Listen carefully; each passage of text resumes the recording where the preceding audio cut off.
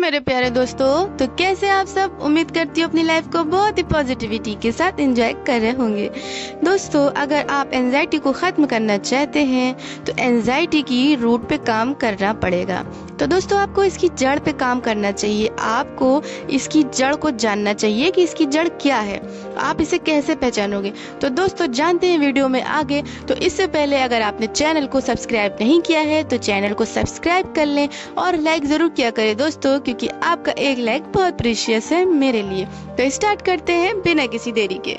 मेरे प्यारे दोस्तों, अगर आपको एंजाइटी की जड़ को पहचानना है तो एंजाइटी की जड़ को पहचानने के लिए हमें अपने माइंड के नेचर को पहचानना होगा, हमें अपने दिमाग के स्वभाव को पहचानना होगा। तो जिसे मैं एक्सप्लेन कर रही हूँ ताकि आप समझ सके कि एंजाइटी को किस तरह से खत्म करना है। दोस्तों, हमारा माइंड, हमारा दिमाग किसी भी तरह के डर को दूर करने के लिए बना है। अगर हमारी जिंदगी में किसी भी प्रकार का डर है, खतरा है, तो उस डर को सही करने के लिए हमारा दिमाग बना है।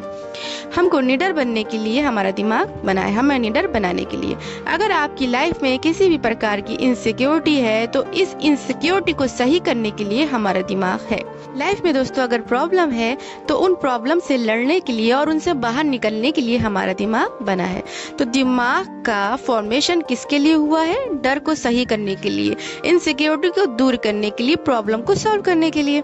अब इस बात को बहुत ध्यान से समझना होगा कि अगर आपकी इनसिक्योरिटी, आपका डर, आपकी प्रॉब्लम वास्तविक है तो दिमाग इसका सोल्यूशन जरूर निकाल लेता है।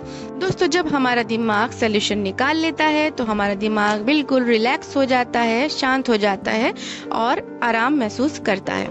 लेकिन अब यहाँ पे दूसरी बात को बहुत ध्यान से समझिए।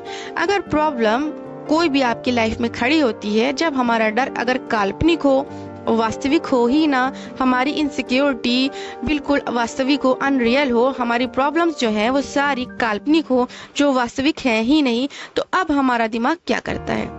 अब हमारा दिमाग इनका सोल्यूशन निकालने के लिए प्रयास शुरू कर देता है।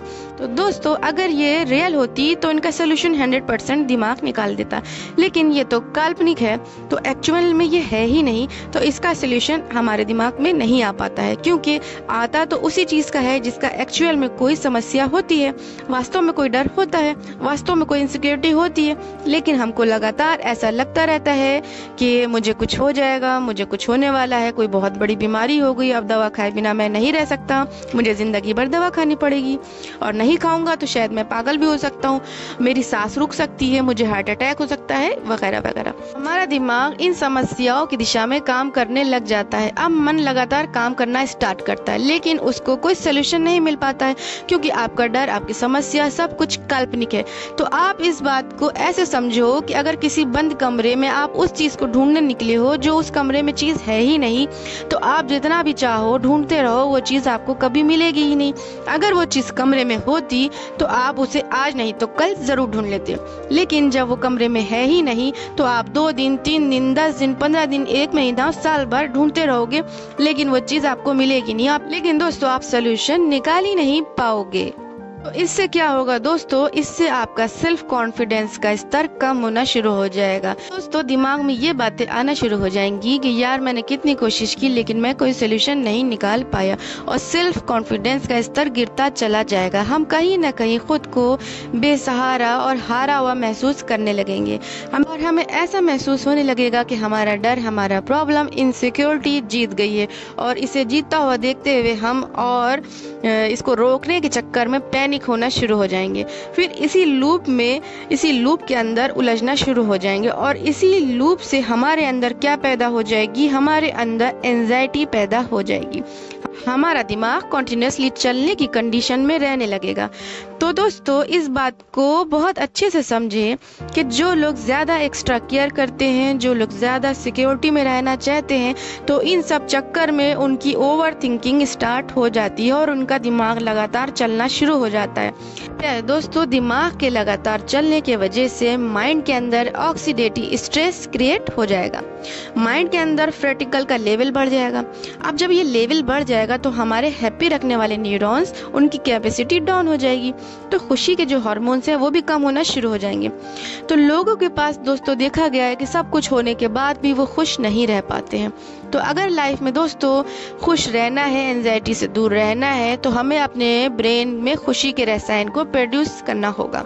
तो ये कब प्रोड्यूस होंगे? जब ऑक्सीडेटिव स्ट्रेस का लेवल कम होगा, और ऑक्सीडेटिव स्ट्रेस तभी कम होगा जब हमारी ओवर थिंकिंग खत्म होगी। जब ओवर थिंकिंग खत्म होगी तभी हमारी एंजाइटी, हमारा डर, हमारा फियर खत्म होगा।